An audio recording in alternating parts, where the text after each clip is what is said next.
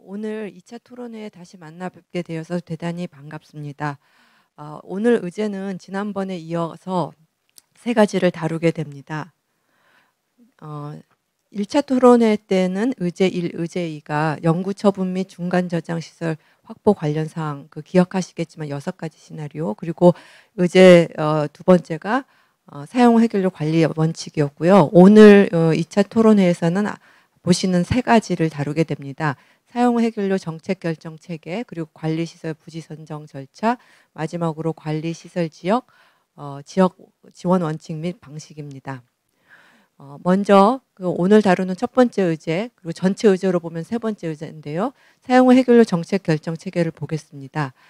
사용 후 해결료를 중장기적으로 관리하기 위해서 어떻게 정책 결정 체계를 갖추어 나갈 것인가 하는 문제인데요. 이 국가 정책을 수립하는 정부 조직과 일련의 행정 절차를 어떻게 갖출 것인가 하는 문제입니다. 보시다시피 지난 2016년 7월에 마련한 방패물 관리 기본 계획을 보시면은 30년을 주기로 해서 5년마다 기본 계획을 수립하게 되어 있습니다. 이게 지금 현재 우리가 가지고 있는 사용 후 해결료 관리 정책이라고 할 수 있는데요. 그중에서 특히 사회적 갈등이 예상되는 경우 광범위한 의견 수렴이 가능하다라고 지난번에도 소개를 해드린 바 있습니다. 지금 보시는 것처럼 대통령, 국무총리, 산업통상자원부 이 주무부처가 있고 여기서 방패물 관리 기본 계획을 원자력진흥위원회에서 최종 심의 의결하는 것으로 되어 있습니다. 이번 사용 후 해결료 재검토 과정에서는 전문가 검토 그룹을 운영을 했는데 이때 나온 여러 가지 대안이 있습니다. 나중에 발표에서도 자세히 나오겠지만은 첫 번째는 현행을 그대로 유지하는 것도 괜찮다. 왜냐하면 지금 정책 결정이 체계가 문제가 있다라기보다 이것이 운영의 효율성 문제이기 때문에 굳이 새로운 정책 결정 체계를 새롭게 바꿀 필요가 없다라는 게 한 가지 의견이었고요. 그렇지 않고 지금 체계를 개선할 필요가 있다. 여기에 이제 세 가지 대안이 있습니다. 그래서 첫 번째는 국무총리 산하에 사용 후 해결료 관련 자문위원회, 지금의 원자력진흥위원회처럼 국무총리 산하에 자문위원회를 신설하자라는 이런 의견이 있었고요. 두 번째는 첫 번째보다 조금 더 센 옵션인데요. 뭐냐면은 아예 독립적인 권한과 책임을 갖는 행정위원회를 신설하자는 그런 대안도 있었습니다.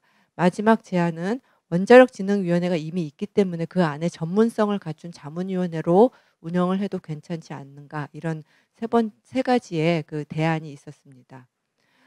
참고로 다른 나라를 보시면은 미국 같은 경우는 이 사용 후 해결료 관리 정책이 법제화되어 있기 때문에 정책을 바꾸기 위해서는 법률 개정이 필요하고요.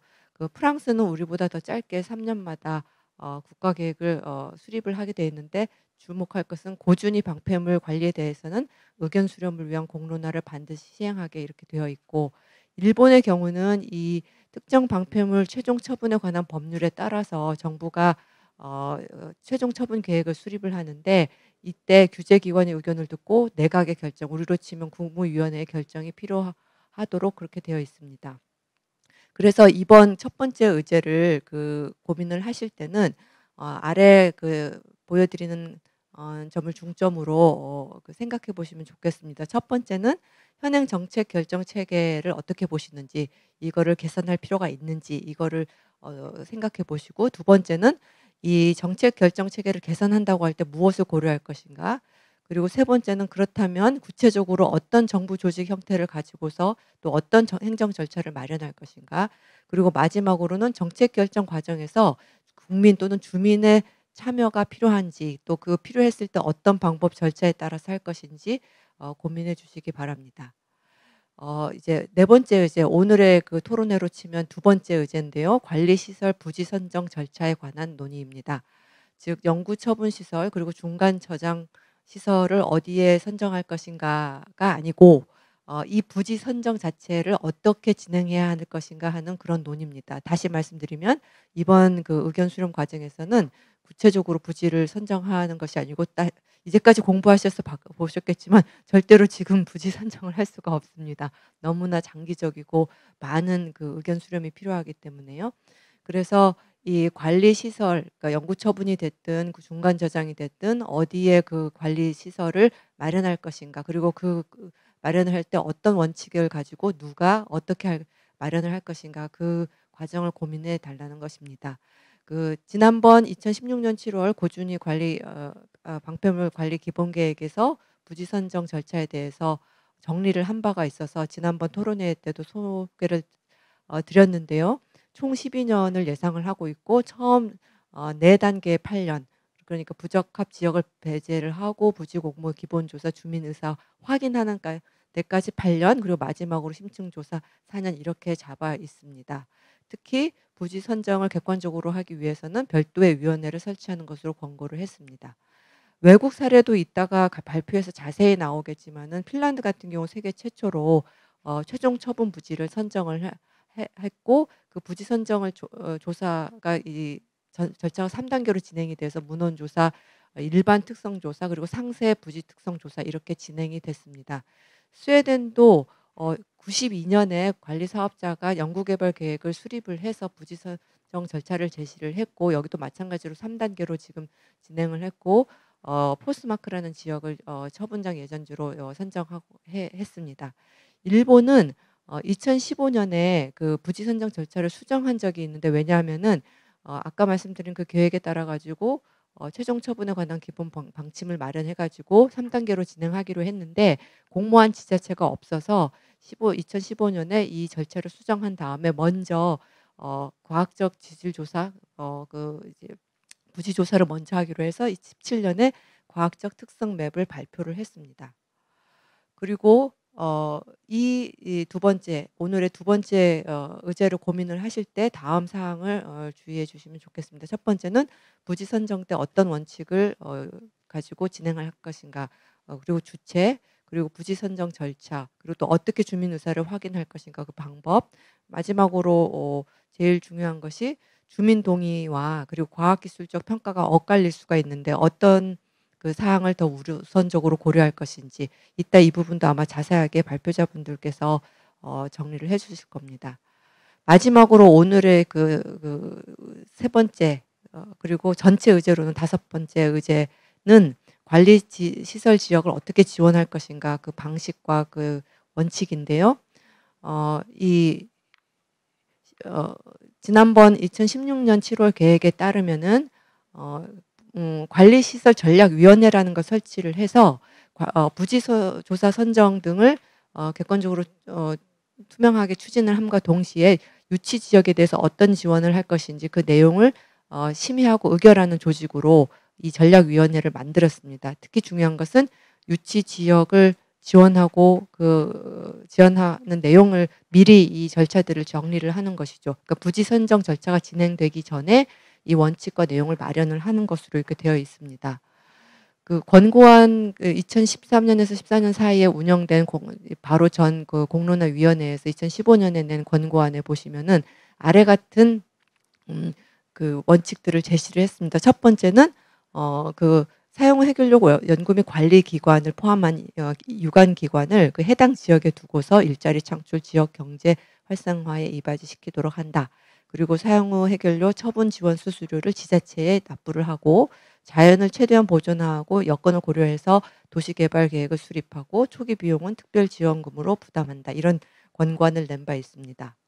그 한 가지 사례로 경주에 중저준위 방패물 처분장 유치할 때의 그 지원 내용을 보시면은 크게 세 가지로 구별해서, 특별 지원 사업으로는 예를 들어서 특별지원금 3천억 원, 한수원 본사 이전해서 이전이 됐죠. 그리고 방패물 반입 수수료 지원하고 양성자 가속기 사업 등 이렇게 특별 지원 사업을 하나 운영을 했고, 그리고 지원 사업, 기타 지원 사업에서도 한 50여 개 넘는 그런 세부 사업들을 진행을 했고, 장기 검토 사업이라는 것은 사업 추진 여건이 조성이 되면 지원 사업으로 반영해서 추진하는 것으로 이렇게 지원을 한 바 있습니다. 해외에서도 지원 사례가 여러 개 있는데요. 핀란드 같은 경우는 유치 지역에 고정 자산세 상한을 인상시킬 수 있도록 그렇게 하였고요. 우리랑 마찬가지로 이제 관리 사업자 본사 이전, 이런 내용이 들어가 있습니다. 그리고 재밌는 것은 스웨덴 같은 경우는 처분 부지 선정 과정에 참여한 모든 지역에 지원을 해서 오히려 비입지 지역의 경우는 75%, 입지 지역을 25% 지원하는 것으로 이렇게 되어 있습니다. 영국도 참조를 하시고요. 이 마지막 의제를 고민을 하실 때 논의할 부분은 첫 번째는 부지 참여 지역과 최종 선정 지역, 그리고 현 세대와 미래 세대가 모두 만족할 수 있는 그런 지원 원칙을 마련을 해야 되겠고요. 그리고 두 번째는 유치 지역의 어떤 개인들에 대한 금전적 보상보다는 그 지역의 공동체가 발전할 수 있게, 그리고 또 그 지역 주민에게 실질적으로 도움이 될 수 있는 방안을 마련하는 것이고, 마지막으로는 장기적으로 그 공동체 발전에 기여할 수 있는 지원 사업 추진 체계와 그 주체들을 마련하는 것을 고민해 주시기를 부탁드리겠습니다. 네, 이것으로 오늘 의제 발표를 마치겠습니다. 네, 감사합니다. 지금부터 발표 및 패널 토론을 시작하도록 하겠습니다. 오늘 발표는 두 분이 진행을 해주시고 패널 토론 세 분이 있습니다. 시간을 절약하기 위해서 각 분들은 제가 그 해당 역할을 시작하실 때 소개를 드리겠습니다. 그러면 오늘 발표 먼저 두 분의 발표를 들어볼 텐데요. 첫 번째 발표자는 경북대 경제통상학부 김종달 교수님입니다.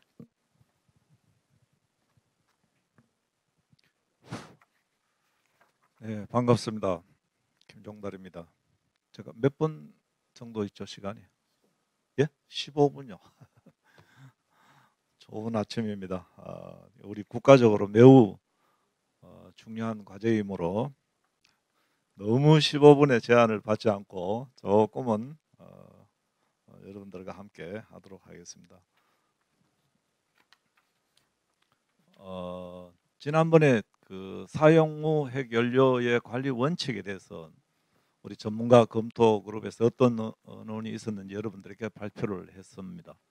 그래서 바라기는 큰 기본 원칙을 염두에 두고 오늘 이 어제 3, 4, 5 정책 결정 체계, 부지 선정 절차, 지역의 그 지원 원칙, 방식 이것을 생각하도록 하겠습니다. 원칙, 큰 관리 원칙 하에서 조그만 거 세부적인 요 세 가지 의제를 말씀드리도록 하겠습니다.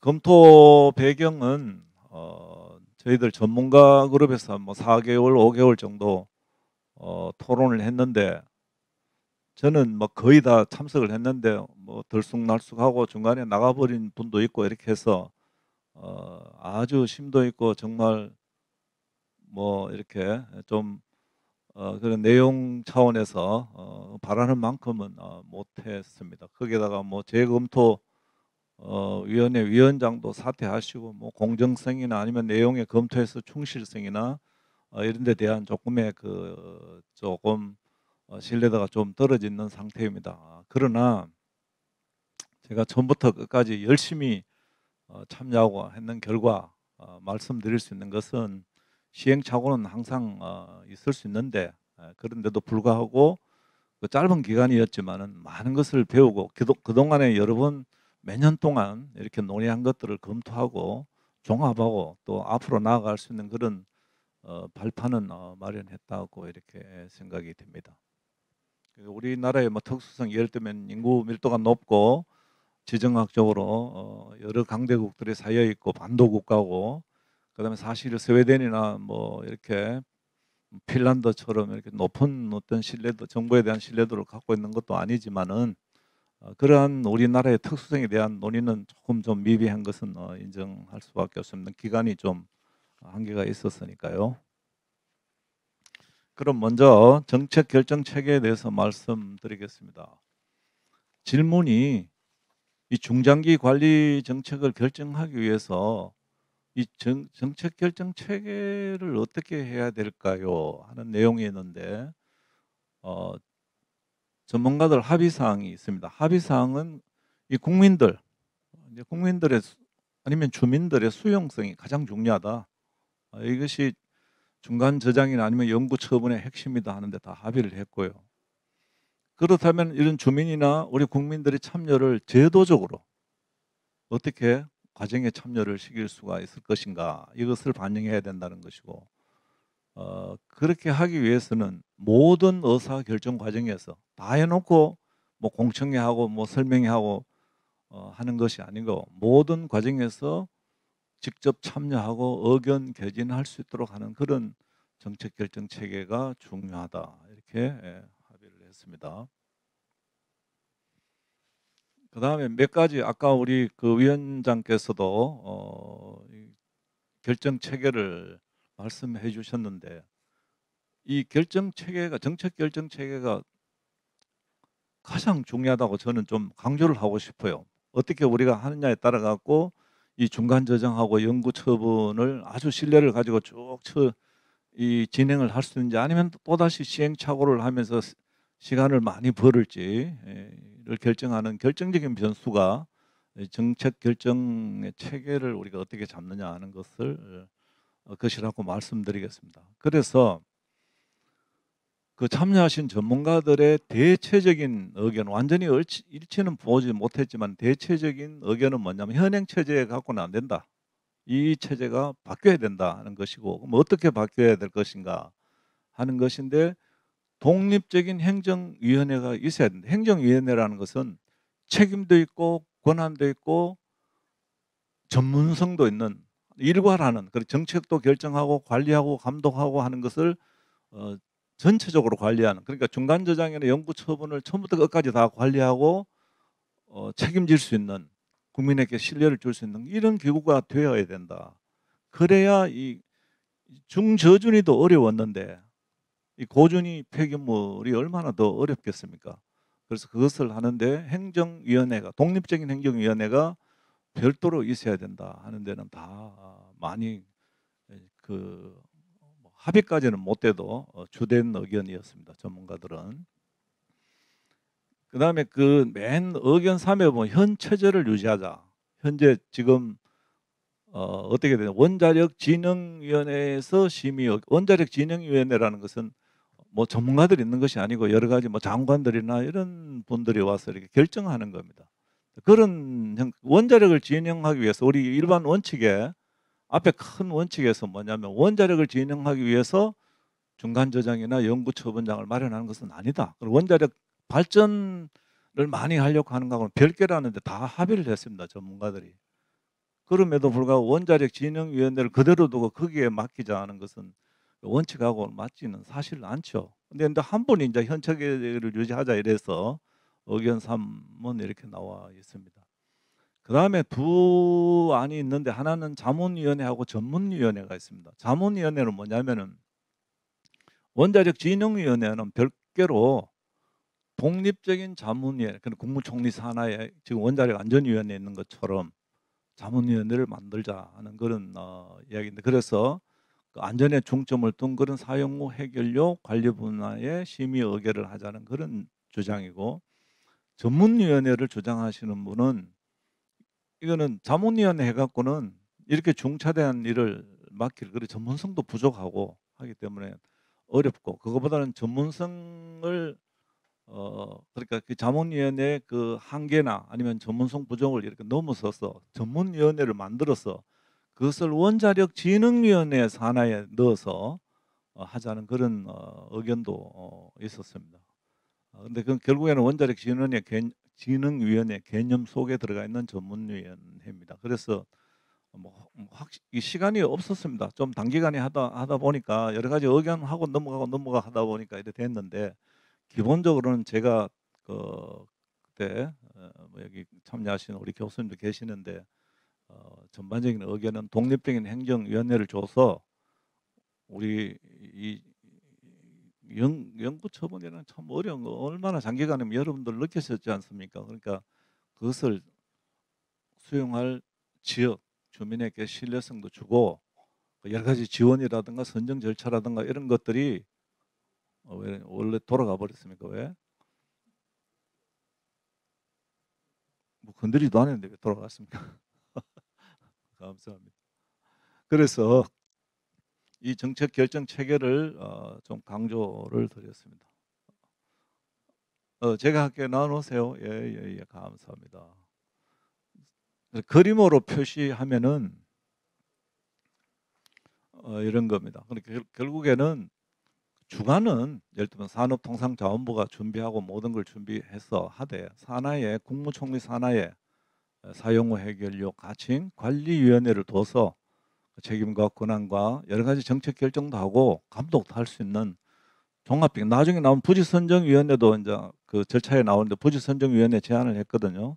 부지선정위원회까지도 같이 여기 산하의 사용 후 해결료 관리위원회와 같이 하도록 하는 그런 방안에 되겠습니다. 제일 중요한 것은 우리가 수용성으로 합의를 받기 때문에 주민들과 함께하는 그 수용성을 높이고 전문성도 가지면서 장기적으로 책임 있고 할 수 있는 그런 위원회, 그런 개념이 되겠습니다. 이것은 전문위원회인데요. 전문위원회, 원자력진흥위원회 하에 전문위원회를 둬서 사용 후 해결료를 전문적으로 의논할 수 있는 그런 구조를 가지자는 것이 되겠습니다. 저희가 정책 결정에서 주요한 이슈를 간단하게 말씀드리면 의견 수렴하고 국민의 주민의 참여 방법인데 뭐 국민하고 주민의 뭐 구분 개념 구분도 있고 하지만은 하여튼 모든 과정에서 정책을 수립하고 이행하는 과정에서 주민이나 국민들이 다 참여할 수 있도록 하자는 큰 원칙이 되겠습니다. 그 다음에 방금 말씀드린 그 독립적인 위원회 관리 범위가 되겠는데 그 범위는 사용 후 핵연료 이 범위를 어느 정도까지 잡을 것인가 한데 하여튼 대체적인 의견은 좀 전체적으로 사후 원전 사후 처리 사업 전체로 예를 들면 선정해서 실천해서 이렇게 하는 것까지 다 책임을 지는 그런 좀 넓은 범위로 하자는 게 뭐 범위 자체에 대해서는 여러 가지 의논이 이견이 있을 수 있겠습니다만은 상당히 넓은 폭으로 해서 책임을 지고 하자는 그런 의견이 되겠습니다. 그러자면은 결국에는 이 지금 기본 성격을 확대해서 여러 가지 각 부처나 관계기관의 역할을 명시한 그런 정책법이나 아니면 특별법 형식으로 이렇게 법제화할 필요가 있다. 이렇게 말씀드릴 수 있겠습니다. 예를 들어서 미국의 그 누클리어 웨이스트 팔러시 액트라고 이런 법들이 있습니다. 여기에 대해서 이제 조금 말씀드리고 싶은 것은 우리나라가 공론회도 하고 지금처럼 우리가 여러 사람들이 주민들이 참여해서 이제 뭐 수기 과정도 거치고 하지만 사실은 이 정책 결정 체계가 제대로 갖추어져야 됩니다.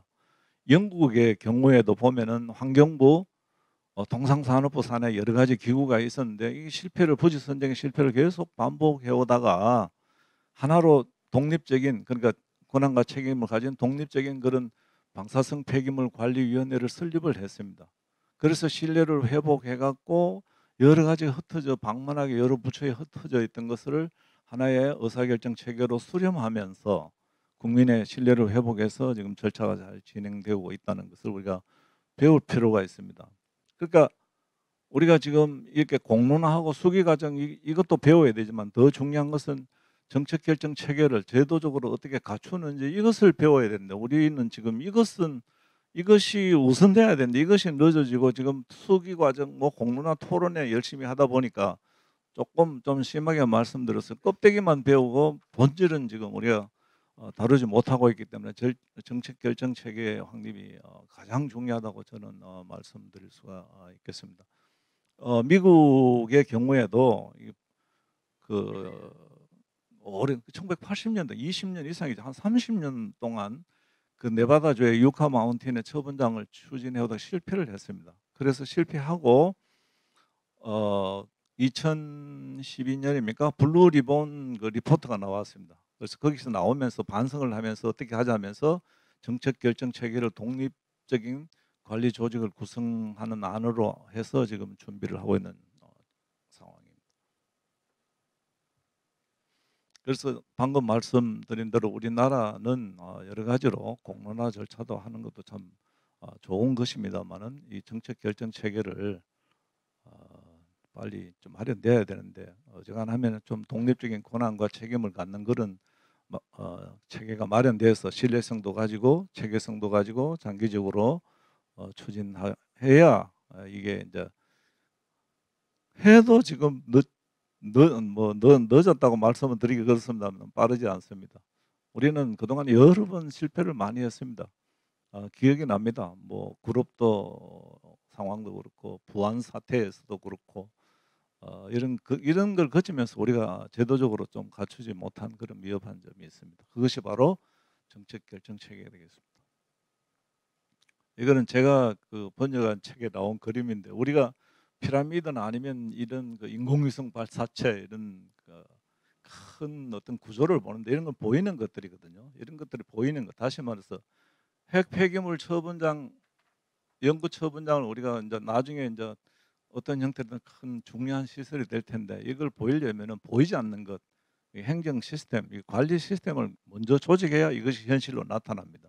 피라미드가 저기 나타나자면은 그 피라미드 전에 소위 말하는 정부 조직 관료제라고 합니다. 피라미드와 똑같은 형태의 그런 사회 조직이 구성이 되어야 피라미드가 현실로 나타날 수 있습니다. 그것이 정책 결정 체계가 바로 그것이 되겠습니다. 그다음에 부지 선정 절차에 대해서 말씀드리겠습니다. 핵심은 부지 선정위원회 신설이 필요하다. 뭐 그것이 뭐 예를 들면 독립적인 아까 조직 체계에 같이 붙여 넣을 수도 있고 별도로 하든지 이건 한시적이니까요. 어차피 그러나 하여튼 부지 선정위원회가 신설이 필요하다는 것이 되겠습니다. 뭐 제 개인적인 생각은 아까 독립적인 행정위원회, 사용후 핵 연료 전체 관리위원회에 산하의 부지 선정위원회를 두고 책임을 지고 하는 것이 좋겠다. 법제화가 되겠습니다. 법제화를 해놓고 다른 나라도 성공한 뭐 스웨덴도 그렇고 핀란드도 그렇고 원칙을 결정해서 그 원칙의 결정이 법으로 나타나서 제도하고 난 뒤에 믿고 거기에 따라서 단계별로 추진해 나가는 것이다. 그 다음에 하나가 부지 선정에 중요한 것이 지질 조사가 먼저냐 아니면 뭐 주민들의 수용이 먼저냐 뭐 이런 얘기는 나중에 또 이야기가 나오겠습니다만 하여튼 어떤 형태로든 우리가 아무리 공학기술이 발전해도 지질이 받쳐주지 않으면 우리가 안 됩니다. 이게 장기적이기 때문에. 그래서 지질 조사가 뭐 어떤 형태로든 먼저 있어야 되는데 이제 그 단계가 이제 주민 수용성하고 이제 같이 논의가 돼야 되는 거죠. 다른 말로 하면 그 밑에 나오는 사회 문화적인 요소도 함께 고려해야 됩니다. 우리가 이 연구 처분 시설에 사회가 중요하거든. 사람들이 중요하기 때문에 수용이 중요하다고 우리가 합의를 받지 않습니까? 그래서 사회적인 문화 요소도 함께 고려돼야 된다. 그러자면 결국에는 파트너십이 돼야 되고 위에서 그냥 결정해서 해서는 되는 것이 아니고 지역하고 함께 선정을 해야 된다는 것이 이제 합의 사항이 되겠습니다. 쟁점 사항인데 기술과 이제 주민 수용성 간의 관계 문제 사실은 이 그렇게 구분되는 문제가 아닙니다. 주민들이 아무리 지질적으로 좋은 조건이라도 주민들이 반대를 하고 수용하지 못하면 들어갈 수가 없고 주민들이 아무리 수용을 한다 하더라도 지질이 받쳐주지 않으면 들어갈 수 없기 때문에 동시에 고려돼야 되고 그다음에 다만 모든 이 과정에서 아까 우리 스웨덴 뭐 이런 경우도 봤지만은 문헌 조사가 이루어지고 기본적인 연구가 되고 난 뒤에 적정한 지역이 이제 선정이 되면은 그 다음에 수용성하고 기술이 같이 나아가는 그런 형태가 돼요. 안 그러면 처음부터 지질 조건이 굉장히 좋은 지역도 배제되어 버리면 그거는 좀 아쉬운 상황이 될 수 있으니까요. 그래서 그 밑에 주민 의사 확인 단계에 보시면은 부지 선정 절차의 모든 단계에서 다 주민들 동의가 다 필요하냐 뭐 그런 정도까지는 아니어도 그래 되면 최적 부지가 제외될 수 있기 때문에 기본적인 조사가 끝난 후에 그 다음에 주민들의 뭐 동의나 확인 단계인데 이것을 뭐 주민 투표를 한다든가 이 정도까지는 아니고 그거는 최종 부지 확정할 때 그때 주민들은 반드시 거쳐야 되는 단계고 다만 그 중간 단계에서는 뭐 지방의회의 그 의결도 가능하고 아니면 다른 형태의 뭐 간이 이런 그 동의 형태가 필요할 것이기 때문입니다. 그래서 쟁점 사항은 주민 수용성이 먼저냐, 기술이 먼저냐, 뭐 지질 조사가 먼저냐 이런 이슈보다는 두 개 다 동시에 중요하다. 이렇게 말씀드리고 다만 이 부지 선정 절차 단계에서 선정 단계에서 기본적인 과학기술 조사가 끝나고 그 다음에 주민 의사를 확인하고 최종적으로는 이제 모든 주민 동의가 필요하다 이런 말씀드릴 수 있겠습니다. 그 다음에 여러 가지 형태가 이제 있을 텐데 시간이 지났답니다. 곧 마치겠습니다. 이것은 그러면 지나가도록 하겠습니다. 하는데 중요한 것은 법률안이 마련돼야 되겠습니다. 제도화가 돼가지고 부지 선정 절차가 또 확정돼서 주민들이 믿고 따라갈 수 있도록 했으면 좋겠습니다. 그다음에 마지막으로 관리시설 지역 지원 원칙 및 방식인데 이 분야에 대해서는 우리 전문가들이 많이 토론을 못했습니다. 마지막 단계에 와서 기본적으로 합의를 하고 넘어갔는데 대체적으로 의견을 같이 했기 때문입니다. 핵심은 기존에 있는 원칙, 그러니까 현금으로 지원하는 것보다는 개인보다는 지역사회나 공동체 대상으로 하자는 것이고, 미래 세대도, 왜냐하면 지금 세대만이 아니기 때문에 미래 세대도 장기적으로 계속적으로 단계적으로 지원을 받아야 된다는데 했습니다. 그다음에 또 하나가 이제 아까 그 선도 국가에서 사례도 나왔지만은 부지 선정 과정에서 탈락한 지역도 있지 않겠습니까? 그 지역도 좀 지원을 해주는 그런 원칙에 합의를 봤습니다. 마지막으로 이번 다양한 지역 지원 방식이 있고 이 법으로 하는 사항도 있고 돈으로 하는 것도 있고 지원 기관도 되고 법으로 정하고 아니면 정책으로 발표하고 할 다양한 형식이 있는데, 중요한 것은 그 지역 주민들이 믿고 그 내용을 할 수 있도록, 특히 우리나라 같으면 우리나라 같으면 어떤 영국의 불문율이 많은 그런 영국의 정책적인 것보다 우리 같으면 법이 중요하기 때문에 제도가 중요할 거로 생각이 됩니다. 그다음에 이게 제가 주장하는 것이 아닌데 사용 후 핵 연료 관리에 대한 권고안에서 나온 게 주민재단이라는 좋은 아이디어가 있습니다. 그러니까 실제 주민들에게 이익이 갈 수 있도록 주민들이 직접 본인들이 원하는 것을 조직해 나갈 수 있도록 하는, 그렇게 지원이 되는 부분을 주민들이 그것을 참여해서 운영할 수 있도록 하는 그런 주민재단이 있고, 아니면 프랑스처럼 지역개발공사와 같이 그 GIP라고 합니다. 그런 형식도 있을 수 있고, 그다음에 마지막으로 이제 이 패키지형이라고 제가 이름을 붙였는데, 종합적으로, 그러니까 우리는 이미 경주 중저전에서 우리 좋은 경험을 갖고 있습니다. 여러 가지 기관들이나 연구기관, 컨벤션 산업, 교육, 비즈니스, 인프라, 복지사업 이런 까지 종합적으로 그 지역이, 특히 중간 저장과 연구 처분 시설은 정말 원자력에서 성지가 될 수 있게끔, 그것으로 말미암아 큰 발전도 이루어지고 중요한 상징적인 지역이 될 수 있도록 하는 것이 중요하다고 생각합니다. 이상 발표를 마치겠습니다. 감사합니다. 네, 감사합니다. 아주 자세하게 발표해 주셔서 많은 도움이 되었을 거로 생각이 됩니다. 다음 발표는 부지 선정 절차에 관한 내용인데요. 지난번에 또 참여해 주신 방패물 학회장 김경수 회장님 발표 이어지겠습니다. 예, 안녕하십니까. 1차 토론회에 의해서 다시 여러분들 만나뵙게 돼서 굉장히 반갑고요. 지금 김종달 교수님께서 부지 선정 절차에 관한 그 전문가들의 어떤 의논 내용을 지금 말씀을 드렸고, 저는 그 사례 중심으로 좀 간략하게 줄여서 말씀을 드리겠습니다. 그 부지 선정에 관한 전체적인 그 가이드라인이 국제 원자력 기구에서 다음과 같이 이렇게 제안을 합니다. 이게 좀 강제하는 사항은 아니고 일종의 권고하는 수준이라고 보시면 되겠습니다. 여기에 따라서 각국의 사정에 따라서 뭐 이렇게 이걸 적용을 하고 있는데, 큰 틀은 그렇습니다. 부지 선정을 전체적으로 어떻게 끌고 갈 것이냐 계획을 수립하고, 실제 조사 과정에서는 자기 나라의 전체를 대상으로 광역 조사를 한 다음에 거기에서 처분장으로서 또는 중간 저장 시설 부지로서 적합한 시설을 줄여나가는, 그래서 최종적으로 확정하는 이러한 단계를 단계별 부지 선정 절차라고 보시면 되겠고요. 또 하나가 이제 그 IA 산하의 ITC 그 스쿨이라고 지금은 이제 운영이 되지 않고 있는데, 죄송합니다. 그 원자력 전문가들에 대한 교육 훈련하는 기관인데요. 여기에서 이제 그간의 원자력 선도국에서 부지 선정 과정에서 얻었던 교훈들을 이렇게 좀 정리를 해봤더니 이렇더라는 것입니다. 몇 가지만 말씀드리면, 해보니까 아무래도 그 수용성은 기존의 원자력 시설 지역 주변 지역 주민들이 그래도 좀 낫더라는 그런 교훈을 하나 얻었고요.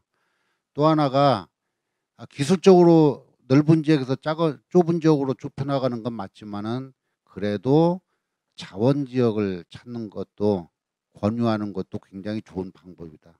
세 번째가 처분장이라는 것은 자기 나라 땅에서 가장 처분에 좋은 땅을 찾는 것이 아니고 적합한 장소를 찾는 것이라는 겁니다. 그 박스 안에 있는 것 보면은 베스트라고 하는 세상에 우리 지구상에 가장 좋은 처분에 좋은 지질 조건을 갖는 곳은 없습니다. 다만 적합한 지역을 찾아가면 되는 것이고요. 빼고 그 밑에서 세 번째 하나만 더 말씀드리면은 규제기관, 우리나라로 말하면 원자력 안전위원회가 되겠습니다.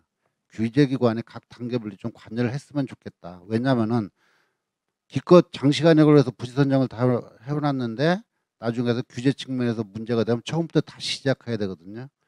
그래서 그런 걸 방지해서 규제기관이 적절한 시점에 관여를 하는 게 좋겠다. 협의 주요교육 사례 위원장님, 김종달 교수님 좀 말씀을 하셨어요. 그래서 저는 좀 빨리빨리 진행을 하겠습니다. 핀란드는 부지 선정 절차에 대한 특별히 정해진 법은 없고 다만 정부 차원에서 원칙 결정 많이 들어보셨을 겁니다. 그래서 이게 어떤 정치적인 상황 변화에 따라서 치우치지 않고 영향을 받지 않는, 그래서 1983년부터 해서 2000년대까지 2000년 말까지 해서 부지 선정하는 걸 일관된 절차를 통해서 수행할 수 있는 그런 원칙 결정을 적용을 했습니다. 그래서 결과가 밑에 보시면 103개 지역으로부터 해가지고 5개 지역을 추려서 최종 1개 지역까지 오는 그런 어떻게 보면은 뭐 아시다시피 핀란드가 이제 국민들이 정부에 대한 신뢰도가 굉장히 높습니다. 그래서 이런 게 가능했다. 사실은 큰 저항은 없었습니다. 이 페이지는 좀 기술적인 사항이 있으니까 이따 수기 시간에 좀 읽어보시고요. 현황, 그래서 이제 그 부지 선정이 됐는데 그 이후에는 어떻게 됐느냐? 2012년에 처분장을 건설하겠다는 것을 정부에 신청을 했고요. 사업자가. 그래서 15년 12월에 정부가 건설 허가를 냈습니다. 그래서 16년 12월부터 건설을 해서 2023년에 처분장을 세계 최초로 운영하게 될 것입니다. 그래서 이제 간혹 사용 해결료 또는 꾸준히 방사성 폐기물에 대한 처분 시설이 없다라고 말씀하실 수도 있겠지만은 사업의 본 궤도에 올라 있기 때문에 이제 가시권에 들어와 있다고 이렇게 보시면 될 것 같습니다. 그림을 좀 몇 개 보시겠습니다. 이게 그 전경인데 저 뒤쪽으로 보시면 굴뚝 같은 건물이 있는데 저게 원자력 발전소입니다.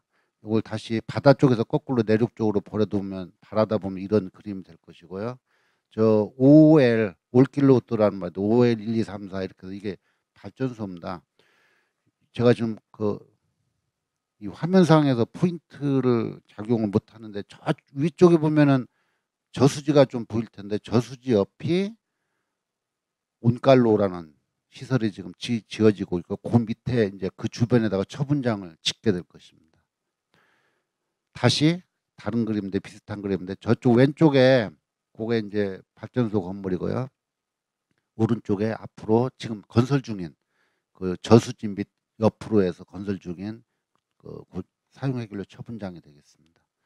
스웨덴 뭐 여러분 다 아시겠습니다. 스웨덴도 특별하게 뭐 정해진 법은 없고 다만 여기는 RD&D라고 그래가지고 연구개발 프로그램이 어떻게 보면 세계적으로 보면은 이쪽 분야에서 가장 어떤 바이블처럼 저희는 생각을 합니다. 굉장히 체계적으로 잘 돼 있고요. 전 세계에 다 오픈이 되어 있고 여러분들도 관심 있으신 분들은 이 보고서를 다 보실 수가 있는데 어쨌든 그 연구개발 계획서에 부지 선정 프로그램이 반영이 되어 있고 그걸 정부에서 1995년에 승인을 해줬는데 결과는 밑에 그림을 보시면 실제적인 부지 선정 절차는 93년 정도부터 했다고 봐도 될 것 같습니다. 그렇지만 그 왼쪽에 두 개의 그림에 보시면 결약 부지 조사가 1977년부터 시작되고 광역 입지 조사까지. 그러니까 93년도 이전까지 놀지 않고요. 굉장히 많은 연구를 했습니다.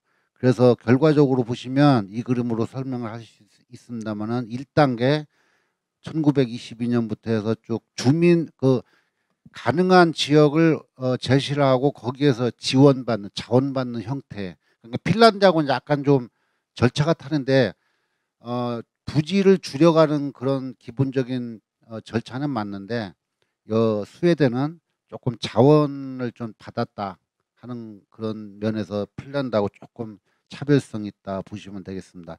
요 그림도 시간상 제가 여러분들 읽어보시면 왼쪽부터 해서 오른쪽 쭉 보시면은 2011 9년 6월에 그 포스마크 지역의 최종 처분장으로 결정됐다는 걸 아실 수가 있을 겁니다. 이 페이지도 수기 시간에 다시 한번 살펴보시고요. 근데 그 2011년에 이제 그 처분장을 건설하겠다 해서 허가 신청을 냈는데요. 스웨덴은 두 군데에서 허가를 받아야 돼요. 원자력 활동법에 의해서 SSM이라고 하는 우리나라로 말하는 원자력 안전위원회처럼 규제기관이 있습니다. 거기에서도 허가를 받아야 되고 또 같은 레벨의 토지환경법을 MMD라고 하는 여기에서도 환경 측면에서 이제 라이센스를 다루는 곳인데요. 그런데 SSM에서는 건설 허가를 허용을 했는데 환경법원에서는 처분 용기의 부식에 대해 구리 용기의 부식에 좀 문제가 있는 것 아니냐 추가 자료를 제출을 해라 해서 지금 그게 지금까지도 해결이 안 되고 있는데 밑에서 세 번째를 보시면 여러분들께서 좀 유념을 해 주십사는 건 작년 10월에 SSM 규제기관에서 다시 한번 확인을 했습니다. 자기네들이 건설 허가를 내준 것은 아직 여전히 유효하다. 그러니까 자기네들이 판단한 거에서 안전성 측면에서는 문제가 없다. 아직 환경법원의 답변은 아직 없습니다. 예상컨대 2022년 말경에는 건설 착수를 할 수 있지 않을까 예상을 하고 있습니다. 그림은 이와 같습니다. 항공사진도 위에서 보시면 여기도 재미있는 게 발전소 주변 지역이요. 주변 지역이고 바닷가입니다. 다음 사진에 보시면 저쪽 앞쪽에 동굴맹이에서 중저준위 폐기물 처분장이라고 했는데요. 바다 밑 60m 바다 밑에 우리나라로 말하면 경주 처분장 같은 중저준위 폐기물 처분장이 있습니다. 처분장 옆쪽에 오른쪽에 사용 해결료 처분장이 이쪽으로 들어간 것이고요. 이걸 다시 이렇게 바다 쪽에서 바라보면 이러한 그림이 될 것입니다. 중저준위 처분장이 이미 땅 속에 저기에 있어요. 하나 있고 왼쪽에 다른 색깔로 이제 확장하게 되는 승인을 받은 시설이고 저기 이제 해체 폐기물이 들어가는 것이고 오른쪽에 건설하게 되면 이제 저런 형태로 사용 해결료 처분장이 건설하게 될 것입니다. 프랑스는 문제는 프랑스는 여기도 법이 있는데 문제는 당초가 2015년에 건설 승인 신청을 하려고 했는데 예상치 못한 그 주민 반대에 부딪혔습니다. 90명 정도 그 지역에 살고 있는데 잘 될 거라고 했는데 지역 주민들과 환경단체에서 개입해서 지금 더 이상 한 발짝도 못 나가고 있는 그런 상황을 좀 읽어보시고요. 이 그림도 참고해 주시기 바랍니다. 요약을 좀 해서 말씀드리면 큰 틀에서는 조금 정부에 대한 신뢰도가 높은 나라는 별도의 법은 없었지만 어쨌든 프랑스는 법이 있었고요. 중요한 것은 절차상의 주민의 의견이 반영이 된다는 것입니다. 위에서 다섯 번째를 보시면 중요한 건데 지하 연구시설이 있었다는 것입니다. 이건 나중에 다시 한번 뒷단에 가서 결론부에서 다시 한번 말씀을 드리겠습니다. 재밌는 것은 대략 맨 밑에 보시면 부시선정 기간에 거의 20년 가까이 걸렸고 이게 이럴 수밖에 없는 게 세계에서 가장 먼저 시작한 나라들이기 때문에 시간이 많이 걸릴 수밖에 없다. 우리나라로 조금 넘어오겠습니다. 우리나라는 사용 해결에서 이제 우리가 지금 논의하는 것이고요. 우리가 가지고 있는 경험은 경주처분장 과정에 19년 걸린 그런 경험이 있습니다. 8차례의 크고 작은 사건들이 있었고 실패하다가 막판에 이제 성공을 했는데요. 문제점은 김종달 교수님 말씀하셨지만 여기에 관련된 법적인 근거가 없었고, 그래서 뭐 자원 지역을 이렇게 권유를 하는 방식도 해보고 더 정부주도로 추진하는 방식도 해보고 했는데 다 실패를 했었고요. 이건 여러분들이 이미 잘 아시기 때문에 넘어가도록 하겠습니다. 당시에 조금 보는데 조금 마음이 편찮은 사진들을 좀 여기에 띄워졌습니다. 안면도 때, 또 동해안 쪽, 청하 쪽, 구럽도 때, 그다음에 부안 때 가장 좀 격렬했었고, 다시는 우리가 이런 일이 있으면 안 되겠다. 그래서 우리가 이런 지금 수기를 하고 새롭게 재검토하는 과정이 있다고 저는 생각을 합니다. 이때 감사원에서 국회 요청에 의해서 도대체 중대전력 폐기물 처분장 선정하는데 왜 19년을 걸렸고 뭐가 문제인가를 감사를 했습니다. 오른쪽에 보시면 감사 결과에 대한 지시는 감사원에서는 이렇게 판단을 했죠. 정부 정책에 대한 신뢰 확보가 우선돼야 되겠다. 두 번째가 공정하고 일관성이 있고 정치적으로 영향받지 않는 법률 체계가 반드시 필요하겠다. 그 다음에 당연히 이제 재원이 마련돼야 되겠죠. 법제화는 우리 공론화 권고사항을 바탕으로 해서 기본계획이 지금 수립이 되고 지금 그걸 우리가 재검토하고 있지만, 그때 당시에 저걸 근거로 해서 정부안, 그 다음에 신창현 의원의 안, 그 다음에 우원식 의원의 안이 이렇게 나와 있는데, 이건 여러분들이 지금 수기자료집에 다 있기 때문에 보셨을 거고, 기본적으로 부지선정위원회가 다 들어가 있고요. 주문의 의사를 반영하는 걸로 다 포함이 되어 있습니다. 새 법률안에 대소 조금의 차이만 있을 뿐이지 큰 틀에서는 다 같고요. 어쨌든 회기가 종료가 돼서 자동 폐기됐고, 우리가 이거 재검토위원회 활동 끝나서 다시 이제 여기에 필요한 법률이 다시 마련이 될 것 같습니다. 그 다음에 처분장에 관련된 기술 기준이 마련이 됐습니다. 2015년에 요거 참고해 보시고, 부지는 어때야 되고 지질학적으로 또 천연 방벽의 성격은 어때야 된다. 재밌는 것은 밑에 천연 방벽 중에요.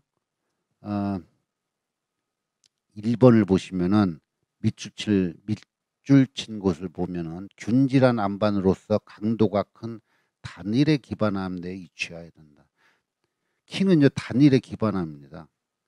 예를 들면 여러 가지 암이 아니고 하나의 균질한 암이 넓게 분포한 지역에 처분장이 들어가야 된다. 제가 시간을 많이 줄이려고 노력을 했습니다. 좀 줄여서 말씀을 드리겠습니다.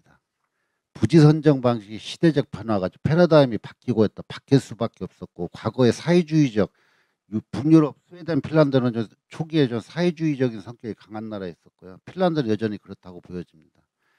미국은 굉장히 그 민주적인 쪽으로 치우쳐 있었고요. 과거에는 매너지 빨간 글씨처럼 정부가 결정하고 알려주고 정부들이 지역 주민들이 반대하면은 설명하고 방어하고 해서 끝냈습니다. 그게 가능했죠. 우리나라도 과거 예를 들면은 뭐 50 이전에는 이런 방식이 가능했을 거다. 과거 원자력 발전소 부지가 이런 방식으로 결정이 됐습니다. 우리나라도. 가장 그 반대 대척점 있는 게 맨 밑에 있는 초록색 자원 요청 방식입니다. 이러이러한 시설을 지으려고 하는데 정부에서는 이러이러한 땅이 필요합니다. 이러한 안전한 땅. 이러한 안전한 땅이 있으면 지역사회에서 자원해 주시면 저희가 검토해서 협의를 해서 결정했습니다. 요게 가장 최근의 민주적인 방식입니다. 그 사이에 있는 게 기술적 사회적 그 접근 방식, 일종의 그 합의 기반의 미국에서 흔히 콘센트 베이스드 어프로치라고 하는 그런 방식인데요. 기술적으로 타당한 지역에 대해서 그 지역사회와 정부가 협의를 해서 합의를 해나가는 과정. 그래서 가장 좋은 게 자원적이 없으면은 저런 사회적 접근 방식을 해서 병행하는, 우리나라도 이런 방법으로 가야 되지 않을까. 성공 요소만 몇 개 짚고 마무리하겠습니다. 당연히 법적인 절차가 제도화돼야 되겠다. 외국 사례도 그렇고 우리 중저준위 사례도 마찬가지로 말 때 그렇고요. 두 번째, 자원지역 공모와 합의 기반 부지 선정이 병행이 돼 있으면 좋겠다. 세 번째, 외국에 아까 URL을 제가 지하 연구시설이 다 있었다를 강조를 했었고 뒷단에서 말씀드리겠다고 했는데, 안전성을 국민들한테 보여주지도 않고 합의만 해가지고 부지를 선정한다는 거의 불가능에 가깝습니다. 실제 주민들이 이렇게 처분을 안전하게 기술을 개발하고 있다는 것을 보여주면서 부지 선정이 병행되는 게 성공 확률이 높습니다. 그래서 저 보시면 밑에 그림 보시면 그 빨간색 세모가 6월에 지하 연구 시설이 가동된 시점입니다. 실선 점선이 부지 선정 기간에 있다고 보시면 되고요. 앞단에 빨간색 세모가 앞단에 있을수록 처분장 선정하는 데 유리할 수밖에 없습니다.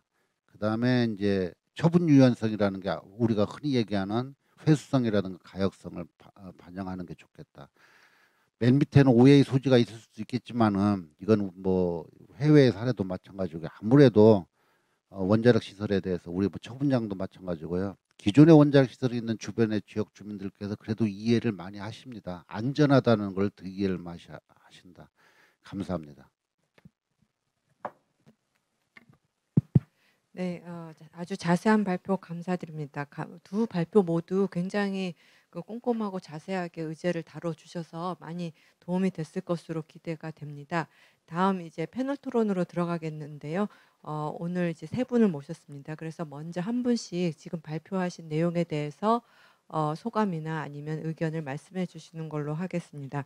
첫 번째 그러면은 고려대 정부행정학과 김상봉 교수님 토론 듣겠습니다. 몇 분 하나요? 한 5분 합니까? 3, 4분 합니까? 예, 방금 소개받은 김상봉입니다. 저는 행정학 및 정책학을 전공을 하고 있는데요. 오늘 그 지난번 우리 토론회에 이어서 오늘 정책결정 체계와 관련 부분에서 의사결정과 관련 부분에서 말씀드리도록 하겠습니다. 우선 현행 이 정책결정 체계의 아까 그 주요 논의사항 부분에 있어서 개선 필요성 여부에 관해서 우선 한 가지 말씀을 드리면 우리가 지금까지 지금 이러한 이 수기 과정이나 이 토론 과정을 거치고 있습니다만은 사실은 이 정책이라고 하는 것은 굉장히 가치 지향성을 가지는 부분이 큽니다. 그러니까 정책은 우리가 이제 가치나 이념을 실현하기 위한 도구로서 정의도 하고 그 역할을 가지게 되는데요. 이 원자력 관련해서는 지금까지는 원자력 진흥의 기본적인 가치 이 지향성을 두고 있었다고 그러면은 이 앞으로의 패러다임은 이 원자 사용 후 해결료라든지 또는 안전 관리 부분에 있어서의 이 가치 지향 및 이 철학에 의한 정책의 이 가치 지향성을 가져야 되는 것이 분명히 필요하지 않느냐라고 하는 부분입니다. 그런 의미에서는 이 정책의 이 원자력 진흥에서 안전 관리로의 어떤 가치 지향이나 가치 이 전환이 반드시 필요한 부분이고요.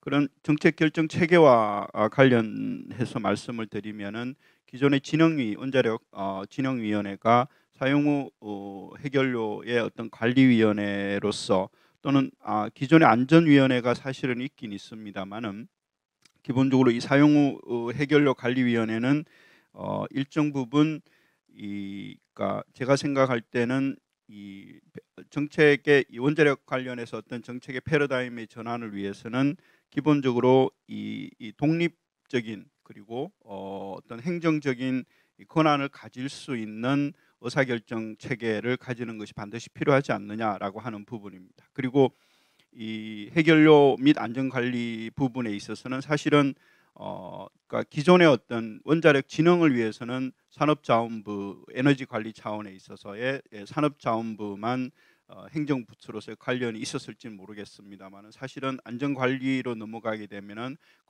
과기정통부라든지 또는 지역의 문제와 관련되는 행정안전부라든지 이처럼 여러 다부처가 협의를 통해서 어떤 이 정책을 추진해야 되는 그런 상황에 있게 됩니다. 그렇기 때문에 국무총리나 또는 대통령 산하의 기본적인 독립적인 행정 체계 및 지위를 가지는 게 굉장히 효율적이고 또는 가치 전환, 패러다임의 전환 부분에 있어서 반드시 필요하지 않을까라는 생각을 합니다. 한 가지 조금 이 고민되는 부분은 기존에 있는 안전위원회와의 그 관계 설정을 어떻게 할 것인가라고 하는 부분은 우리가 좀 더 전문가적인 차원에서 좀 더 검토를 해봐야 되지 않을까라는 생각을 합니다. 그리고 또 한 가지만 뭐 시간이 저기 주어진 시간이 3, 4분이기 때문에 한 가지만 더 말씀을 드리면 아까 논의되었던 설명 발표자께서 말씀해 주신 이 관리, 그러니까 이 사용 해결료 시설에 대한 부지 선정에 따른 관리 시설 지역이나 유치 지역에 대한 지원 부분에 관해서 말씀을 드리도록 하겠습니다. 사실은 좀 합의된 내용도 있긴 있습니다만은 어떤 기존의 20km, 뭐 50km라고 하는 어떤 해당 지역에 대한 지원이 바람직하냐, 또는 국민의 직접적인 그 주민에 대한 직접적인 지원이 바람직하냐, 또는 미래 세대를 위한 지원의 부분도 감안을 해야 되지 않느냐, 또는 그 주변 지역, 광역 지역에 대한 지원도 고려해야 되지 않느냐라고 하는 부분에 있어서의 상당히 고려해야 될 부분이 상당히 많이 있습니다. 그 부분에 있어서는 저는 기본적으로 어떤 해당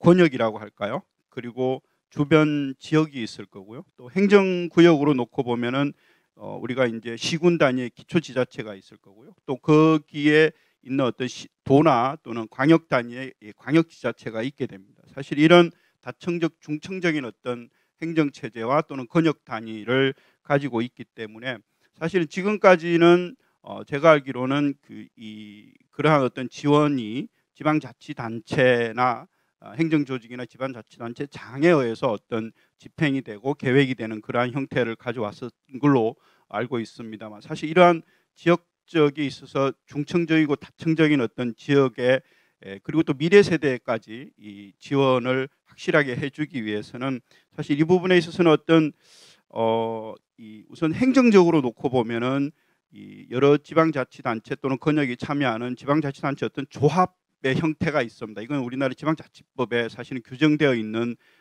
규정된 어떤 법인체라고 할 수가 있는데요.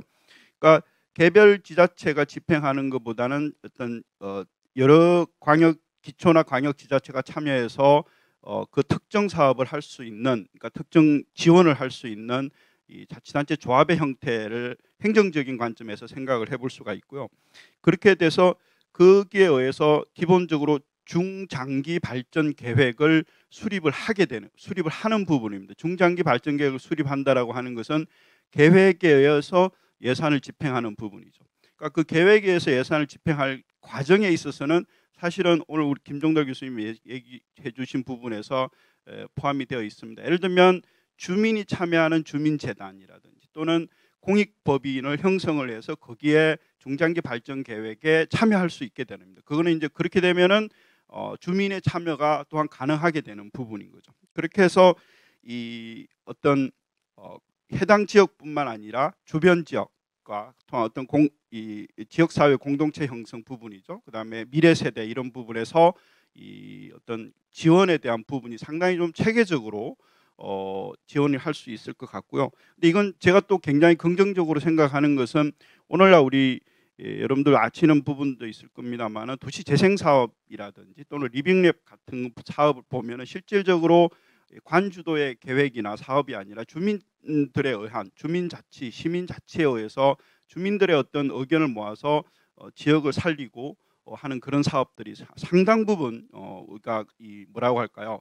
이 지방 분권에 의해서 아주 향상되어 있는 것을 제가 실질적으로 느끼고 있습니다. 그렇기 때문에 그러한 이 해당 지역 부지 선정과 관련된 이 시설 지원 부분에 있어서는 사실 그런 어떤 조합과 주민에 의해서 체계적으로 그리고 장기적으로 어떤 이 지원 체계가 형성되면 바람직하지 않을까 그렇게 생각을 합니다. 이상입니다. 네, 감사합니다. 오늘 의제 3개가 있는데 각각 이제 자세히 의견을 말씀해 주실 것 같습니다. 그럼 다음 그 토론자분은 한국지질자원연구원의 최병곤 본부장이십니다. 예, 토론해 주십시오. 네, 반갑습니다. 한국지질자원연구원에 근무하는 최병곤이라고 합니다. 시간이 많지 않기 때문에 간단하게 3가지만 말씀드리겠습니다. 먼저 그 우리 나라에서 이 원자력 발전에 따라서 사용 후 해결료가 어떻게 관리되어야 되는지에 대한 많은 고민들이 이렇게 지속적으로 이루어지고 있다는 것에 대해서 개인적으로 상당히 고무적이고 또 긍정적이라고 그렇게 생각을 하고 있습니다.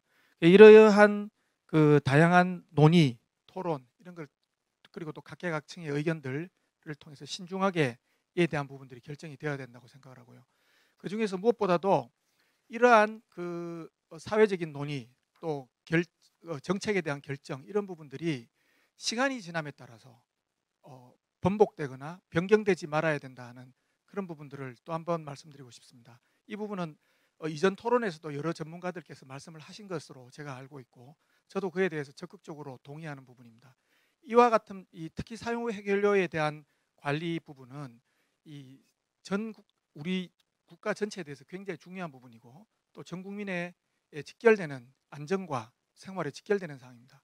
그렇게 되다 보니까 이에 대한 부분들은 서로가 믿고 또 신뢰할 수 있어야 되는데 그에 대한 부분들이 이전 단계에서 시간이 지남에 따라서 계속 변경되거나 번복될 경우에는 신뢰성이 담보가 될 수가 없습니다. 이러한 부분들이 중요하다고 저는 말씀드리고 그와 관련해서 우리가 한 가지 해외 사례들에 대한 시사점을 제가 잠깐 말씀드리면 스위스 같은 경우에는 정부와 시민사회가 상당한 토론을 부지 선정 전 과정에서 함께 하고 있습니다. 근데 제가 실제로 그 스위스의 전문가 집단 시민사회 토론하는데 한번 참여한 적이 있었는데 그때 한 가지 얘기를 듣고 상당히 좀 깊은 생각을 한 적이 있었습니다. 뭐냐 하면 스위스 국민들은 그 어떤 지역민들이 자기가 거주하는 지역에 사용후 해결료 관리 시설이 입지를 하게 되는 것에 대해서 처음에는 그렇게 긍정적이지 않습니다. 뭐 부정적인 의견들도 많고요.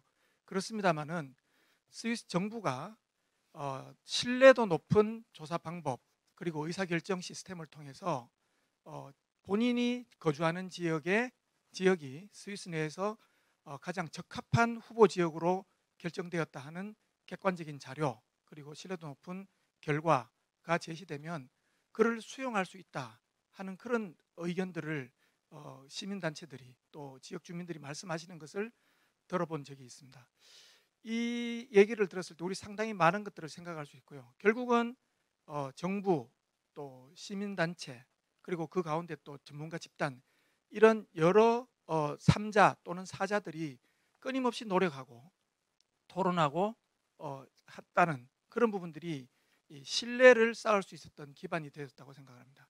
이런 신뢰를 기반으로 해야지만이 그리고 또 합의된 원칙을 서로가 존중하고 그리고 결정을 따르는 그런 부분들이 우리가 많은 생각을 해봐야 되지 않겠나 하는 그런 생각들을 할 수 있을 것 같습니다. 두 번째 사항은 뭐 잘 아시겠습니다만은 그 우리 이 사용 후 해결료 관리 이 사업 또는 정책에 있어서 가장 중요한 것 중에 하나가 부지 선정에 대한 부분들입니다.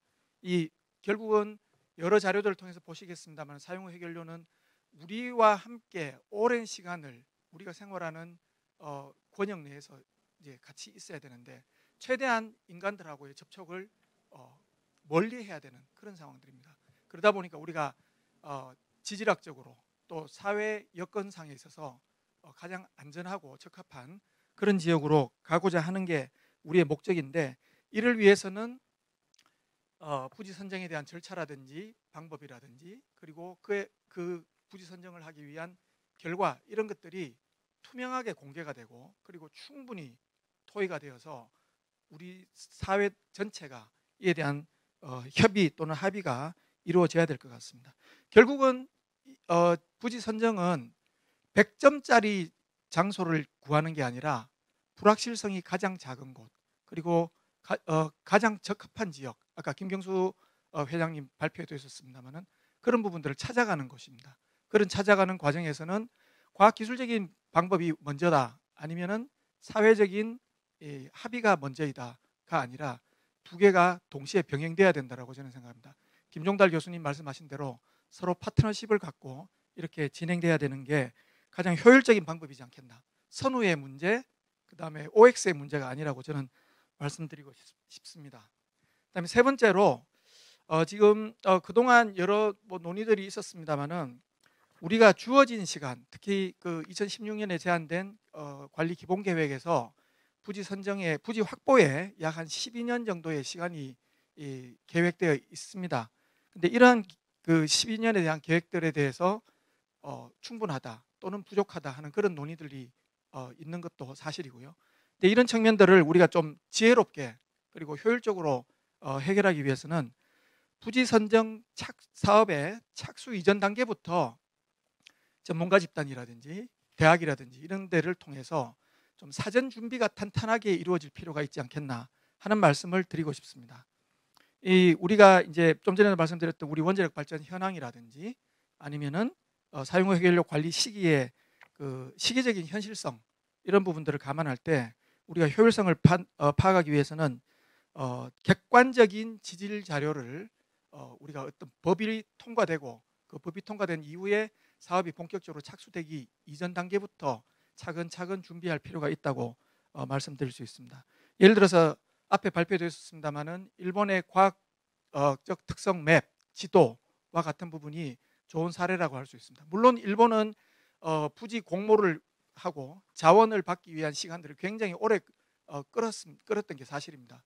그러면서 시간들을 많이 소모를 했었고요. 그런데 우리는 이제 주어진 시간에 효율적으로 부지를 찾기 위해서는 그러한 객관적인, 그러니까 어떤 특정 지역을 정해놓고 이 지역이 적합하냐 적합하지 않냐가 아니라 우리나라 전역을 대상으로 해서 객관적으로 어떠한 지질 자료가 있고 어떠한 항목들이 그 요구되고 있는지에 대한 준비가 필요하다고 생각됩니다.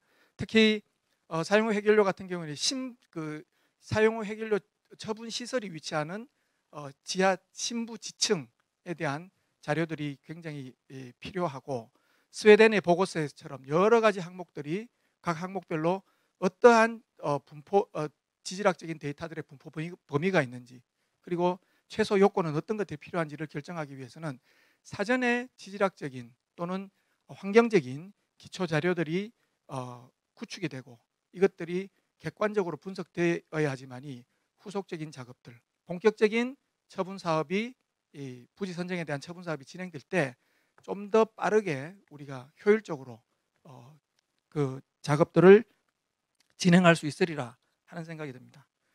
이러한 선제적인 노력들이 진행될 때 까다로운 조사라든지 많은 비용이 투입되는 것들을 우리가 좀 더 효율적이고 그리고 또 국가의 세금, 국민이 내시는 세금들을 잘 활용할 수 있지 않을까 하는 그런 생각입니다.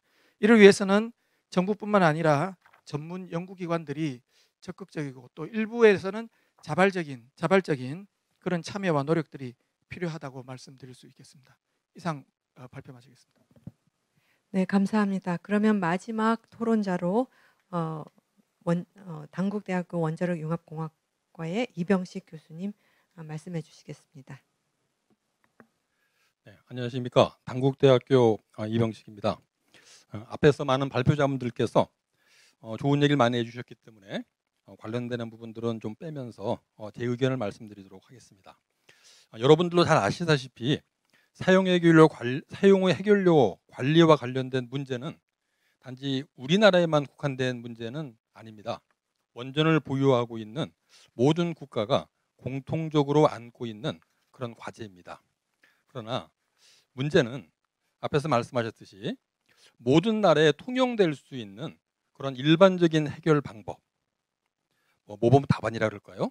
그런 것이 현재 개발되어 있지 않을 뿐만 아니라 어느 한 나라의 해결 방안을 그대로 우리나라에 적용할 수 없다라는 것도 사실입니다.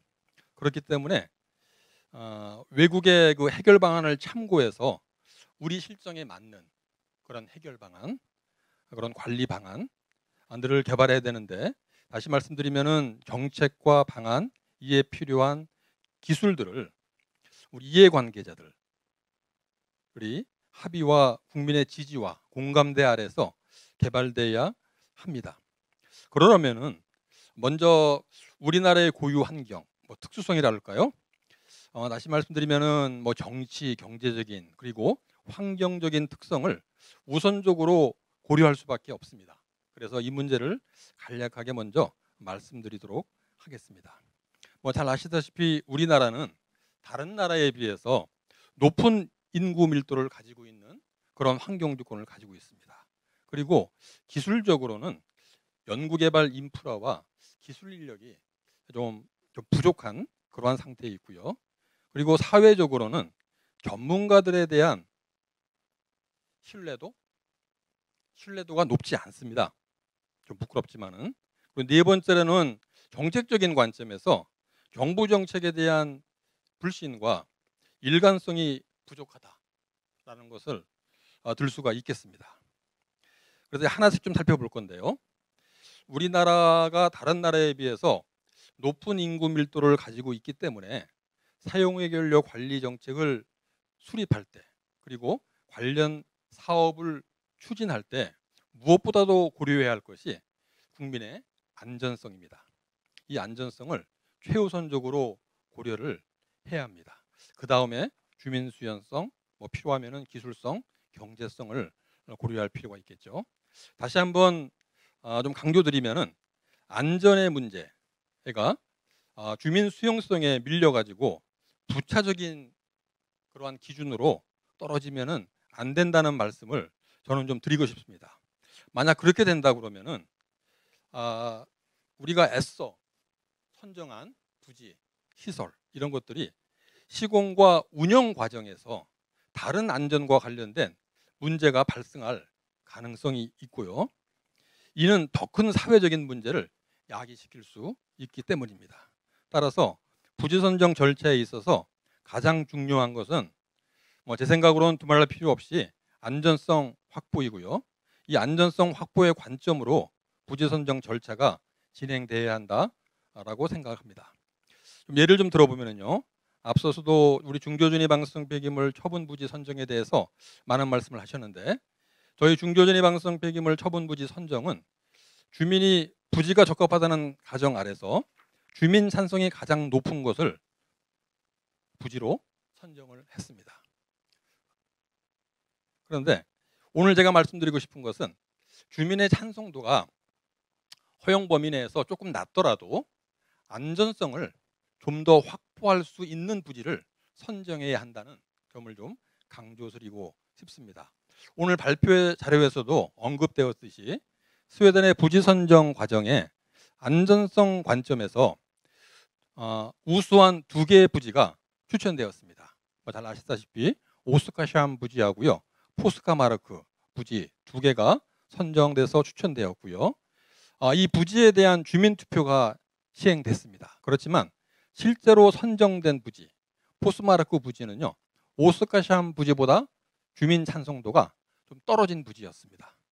이는 전문가들이 과학 그리고 기술적 평가 요령을 기준으로 안전성 관점에서 최상의 부지를 선정해야 한다는 그런 공감대가 형성되었기 때문입니다. 그리고 또 이 과정에서 우리가 볼 수 있는 또 하나 재미있는 사실은요, 선정된 부지 지자체에는 지원금이 약 25%, 선정되지 않는 그 지자체에 약 한 75%의 지원금이 지급되는 사실입니다. 이러한 지급 비율은 선정된 부지, 그러니까 이 포스마르크 부지죠. 포스마르크 부지의 지역 주민들의 동의 아래에서 이루어진 것인데, 이는 선정된 부지 지역 주민들에게는 관련 시설 건설, 운영, 사후 관리 등으로 인한 부가가치가 훨씬 더 크기 때문에 양보한 것이라고 합니다. 어떤 측면에서 보면은 그들의 배려라는 그러한 생각이 듭니다. 두 번째로는 이 전문가들에 대한 불신 문제를 조금 말씀드리고 싶은데요. 이것은 우리 사용해결료 관리뿐만 아니라 우리 사회 전반적으로 걸쳐 있는 문제 중에 하나라는 생각이 듭니다. 이는 소통의 부재로 인한 독단적인 결정에서 오는 것이라고 사회학자들은 진단을 하고 있습니다. 이 문제는 관련 전문가들과 관련 기관에서도 깊이 생각해야지 될 아주 중요한 사안 중에 하나입니다. 관련 전문가들과 관계기관에서는 사용해결료 관리와 관련된 연구개발, 관리시설 운영 정보 등에 대해서 상시 정보 공개와 지역 주민들과의 지속적인 소통을 통해서 이 관리 정책에 대한 사업의 투명성과 신뢰성을 지속적으로 높이고 있습니다. 그리고 더 높이고 있다라고 그렇게 얘기를 하고 있습니다. 그런데 이 높이는 방법이 간담회라든지 설명회 등을 통해서 사용의 결로 관리 정책과 관련되는 예상되는 이슈라든지 주요 정보들을 공개하고 있는데 그리고 공유하고 있고요. 근데 이것은 제가 볼 때는 쌍방향 소통이라고 보기보다는 홍보라는 생각이 듭니다. 그래서 이러한 소통 문제를 홍보의 차원을 넘어서 일련의 그 참여의 과정이 필요하다고 생각이 됩니다. 왜냐하면은 투명성과 신뢰성을 제고하는 첫 단계가 이해관계자들의 참여에 있기 때문입니다. 사용의 결로 관리 정책을 결정하는 데부터 관련 연구 개발, 그리고 관리 사업을 기획하는 단계, 그리고 실행하는 단계까지 이해관계자들의 참여를 보장하여 그들의 의견을 적극적으로 수렴하는 것이 필요합니다. 그래서 이러한 관점에서 오늘과 같은 이러한 전국 의견 수렴 종합 토론회가 열리는 것이라는 그러한 생각이 듭니다. 기술적인 관점에서 말씀을 드리면요, 아까 제가 연구 인프라 부족과 기술 인력 부족이라는 말을 했습니다. 이것은 제가 좀 다른 말로 좀 설명드리고 싶은데, 현재 사용의 결로 처분 시설을 운영하는 국가는 없습니다. 지금 건설하는 국가는 있고요. 그런데 1965년 이후에 전 세계적으로 30여 개의 사용의 결로 지하처분 연구시설, 우리가 URL이라고 그러는데요. 이 지하처분 연구시설이 운영 중에 있습니다. 이 연구시설을 통해서 처분 시스템의 건설, 운영을 위한 실증 연구가 지금 전 세계적으로 진행되고 있습니다. 영구적인 심층 처분 사업을 추진 중인 국가들은 그 나라의 지질 환경에 적합한 처분 시스템을 개발하고 지하 처분 연구 시설에서 장기 성능 실증 연구를 꾸준히 수행하고 있습니다. 이를 통해서 그 나라의 지질 요건에 그리고 환경 요건에 적합한 처분 기술을 개발하고 있고요. 그리고 관련 규제 요건의 충족 여부를 확인하고 있습니다. 이러한 연구 개발 과정을 통해서 전문 기술 인력 등도 양성하고 있고요. 또 처분 안전성에 대한 국민의 수용성 향상을 위해서 지속적인 소통 노력도 병행하고 있습니다. 따라서 우리나라도 지금 우리 시대, 현 세대에 발생한 사용의 결로를 안전하게 처분하기 위해서 안정적인 연구개발 환경이 조성돼야 합니다. 그를 통해서 관련 연구개발 인프라가 구축돼야 되고요. 다음에 전문 기술 인력들이 양성돼야 되는데, 이를 위해서는 정치적인 합의를 거쳐서 법률로 이러한 내용을 정하는 것이 일관성 측면에서 바람직하다고 보입니다. 마지막으로 정책적 관점 하나 말씀드리겠습니다. 정부의 정책에 대한 불신과 일관성 부족이라고 말씀을 드렸는데, 이를 해결하기 위해서는 정부는 장기적인 관점에서 정책을 결정하고요. 결정된 사항을 성실하게 이행할 수 있도록 이에 대한 법제화가 필요하다고 봅니다. 이를 통해서 정부는 신뢰성이 있는 그리고 긍정적인 어떠한 신호를 관련 연구계나 산업계나 학계나 또 시민사회단체 등에 제공할 수가 있고요. 그리고 관련 단체들은 안정적으로 연구개발, 수행체계를 구축해서 관련 기술 인력들을 양성할 수가 있습니다. 정부 관점에서도 적극적인 소통은 물론 필요합니다. 이를 통해 대정부 정책에 대한 국민의 신뢰를 구축해야 하고요. 또 정부 정책은 그러기 위해서는 이러한 정부 정책이 법제화를 통해서 좀 규정되어서 일관성 있고 예측 가능해야 한다고 생각을 합니다.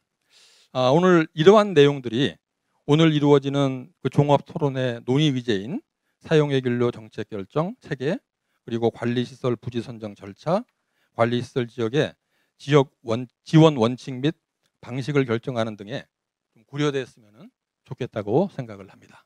감사합니다. 네, 감사합니다. 마지막 토론을 해주셨는데 거의 그 종합 선물 세트로 아주 잘 정리를 해주신 것 같습니다. 원래 저희가 세 개 그 의제에 대해서 각각 다시 또 토론을 하려고 했는데 지금 약 10분 정도밖에 남지 않았습니다. 그래서 그 앞으로 10분 남은 동안에는 이 토론자분들께서 또 추가적으로 의견을 주셨기 때문에 발표를 하신 두 분께서 어떻게 더 보강하거나 더 추가적으로 주실 말씀이 있는지 두 분께 각각 의견을 여쭙고 만약 혹시 시간이 더 남으면은 한두 분 더 의견을 듣는 걸로 하겠습니다. 그러면은 그 먼저 발표해 주신 김종대 교수님 좀 추가 의견 주시면 고맙겠습니다.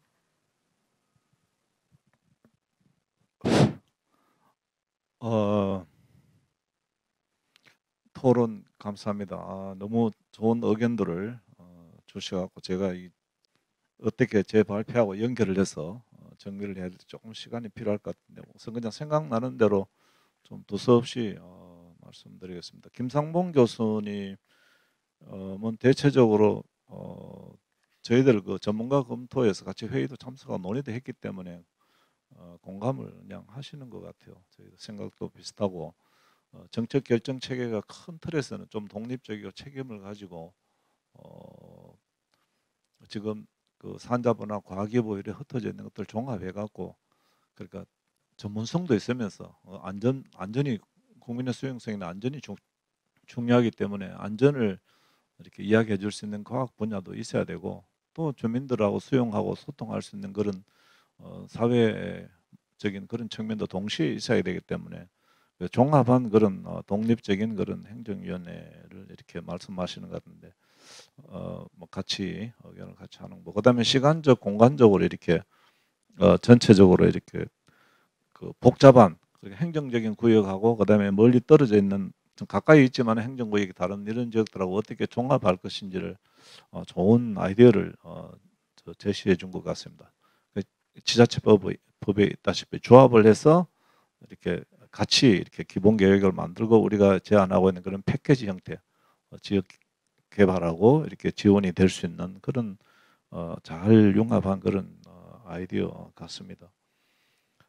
그다음에 최봉근 박사님하고 우리 이병식 교수님은 이 과학자들 이야기를 들으니까 뭐 우리 못지않게 사회적인 어떤 주민의 대한 인식도 다 하시고 있는 것 같습니다. 그래서 많이 공감이 되고요. 다 공통점 하나 뽑으라면은 이 신뢰성과 일관성입니다. 그러니까 뭐 전문가들의 일관성도 있고 신뢰성도 있고 뭐 정책 담당자들의 정책에 대한 신뢰성 다 이제 종합해서 말씀하셨는데 이 신뢰성이라는 것은 하루아침에 생기는 것도 아니고 말만 한다고 생기는 것도 아니고 계속 실행을 통해서 지속적으로 쌓아나가야 되는 그런 부분인 것으로 같이 인식을 하고 있습니다. 그래서 이게 연구 처분장을 만든다, 사용 해결료를 처분한다는 얘기는 신뢰성 없이는 참 어렵다는 것을 다 같이 공감하고 있습니다. 그러니까 지금 단계에서부터라도 우리는 스웨덴이나 뭐 핀란드보다도 우리가 결코 높은 신뢰성을 갖고 있지 못하거든요. 그렇다면 지금부터라도 잘 정비를 해서 신뢰성을 쌓아나가는 과정으로 배워나가는 과정으로 이렇게 해야 되겠다는 것을 다 같이 이렇게 생각하고 왔습니다. 그다음 최 박사님 그 스위스 이야기 같은 것 신뢰성만 있으면 얼마든지 주민들도 이해하고 함께해서 오히려 우리 지역에 유치해서 뭐 떨어진 지역에 아까 스웨덴 경우라 그랬죠. 더 75% 더 지원해주자 하는 게 얼마나 좋습니까? 다른 말로 하면은 우리 지역에 와도 지역적으로 오히려 발전이 이루어지기 때문에 우선적인 지원은 떨어진 지역에 지원을 해주자 하는 이 정도의 배려의 경우는 참 좋은 사례 같습니다. 그 다음에 객관성인데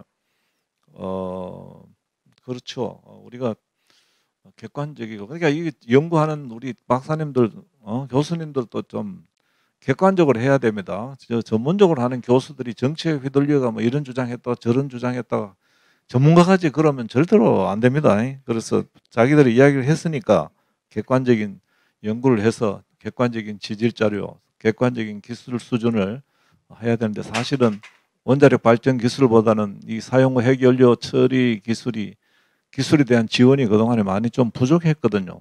그러니까 저도 뭐 세부적으로는 좀 모르지만은 대체적으로는 지금 듣고 이제 공부하고 있는데 상당히 많은 지원이 정책하고 관계없이 어차피 우리는 이 처분을 해야 되기 때문에 이 처분 관련 R&D 개발하고 그다음에 시행을 하고 실제 URL 해서 그 지역에 맞는 운영도 해보고 연구를 해봐야 되기 때문에 이거는 지원이 뭐 반드시 이루어져야 되는 그런 상황이라는 것을 쉽게 알 수 있었습니다.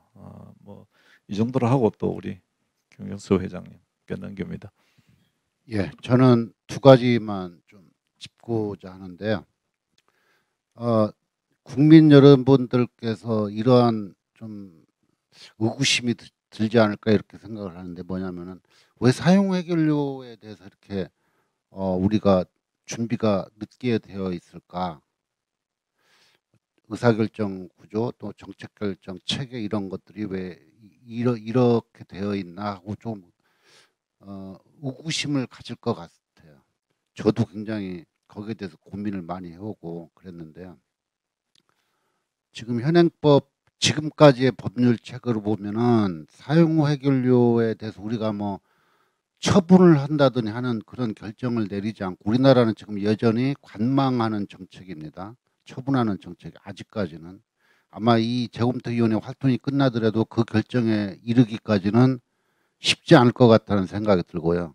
그게 왜 그러냐면 현행법상이 그렇게 되어 있기 때문에 정책 결정하기가 어려웠거든요. 그래서 저는 원자력 발전 분야와 달리 이 사용 후 해결료에 대해서는 정치적인 영향을 안 받고 일관성 있게 가려면은 우리가 지금까지 얘기하는 총리 산하의 어떤 뭐 행정위원회 성격의 어떤 뭐 새로운 그런 관리 조직을 만든다고 할 때 사용 해결료에 대한 처리 처분에 관한 사항도 거기서 같이 다루어야지 빨리빨리 정책 결정이 가능하다고 봅니다.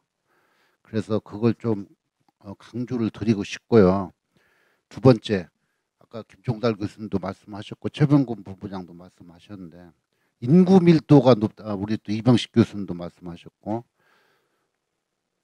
땅이 좁은데 사용 후 해결료에 관련된 시설을 이쪽 저쪽 나눠 놓는 것은 아니지 않느냐. 그리고 중간 저장 처분 시설을 아무 어떤 인센티브 없이 받아주십사 하고 요청하는 것도 굉장히 좀 부끄럽지 않나 생각을 합니다. 따라서 제가 드리고자 하는 말씀은 적어도 원전 사후 관리에 해당되는 시설이라든가 연구개발 기관들, 다시 풀어서 말씀드리면 사용 후 해결료에 대한 처분, 저장, 관련 기술, 인프라 등등, 또 원전 해체에 관련된 기관, 인프라 뭐 등등 산업체, 또 더 나가서 뭐 이렇게 예를 들면 이런 것들이 한 군데에 모여야지 자원 받을 수 있는 조금 가능성이 높지 않겠나. 이건 나눠 놓는 것은 내가 볼 때는 굉장히 국가적인 낭비라고 저는 생각하고요. 오히려 국민들한테 더 부담을 준다. 국민들을 좀 편하게 또 안전적인 환경을 조성하기 위해서는 그러한 쪽으로 좀. 근데 이러한 결정 자체가 앞서 말씀드린 정책 결정 체계하고 다 연결되는 것 같아요. 이게 이원화돼 있어서는 이런 논의가 안 될 것 같고, 한 군데에서 집중적으로 범부처적으로 이게 논의가 가능한 그런 구조가 되어야 되지 않을까 이렇게 생각을 합니다. 감사합니다. 네, 감사합니다. 모두들 장시간 토론 그리고 발표 고생을 해주셨는데요.